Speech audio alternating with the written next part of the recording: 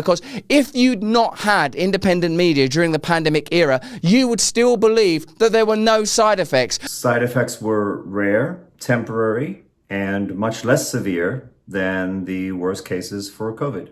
The vaccines were 98% effective. The vaccines were incredibly effective. They were a marvel of modern medical science and are estimated to have saved over 14 million lives worldwide. The disease itself had emerged from nature, that it was a natural origin condition. Even though you and all your pals, Russell, love to run around saying that the lab leak theory has been proven to be true, it actually hasn't.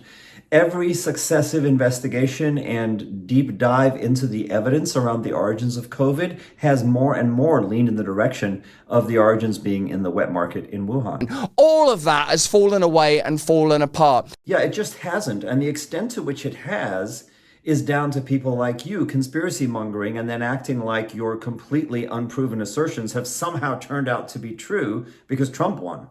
All right, let's hear what you have to say about the royal family in the context of the Pope just dying. I don't know. It depends what you believe the royal family are. If you believe they're an ancient bloodline and that there is some extraordinary and occultist activity connected to the royals, then that's a perspective that we'd have to hear. Certainly I know it's the perspective of, David Icke or Alex Jones. Yeah, a lot of people are saying there may be some occult underpinnings to all of this royal bloodline stuff, but not Russell. He's just sharing various perspectives. And I think at some point we're going to have to be sympathetic or at least open to esoteric ideas when it comes to how power works.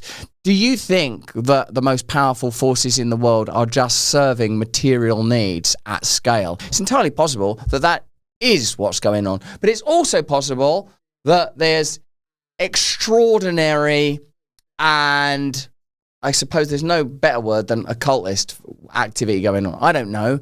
It's weird when you see the sigils and the insignias.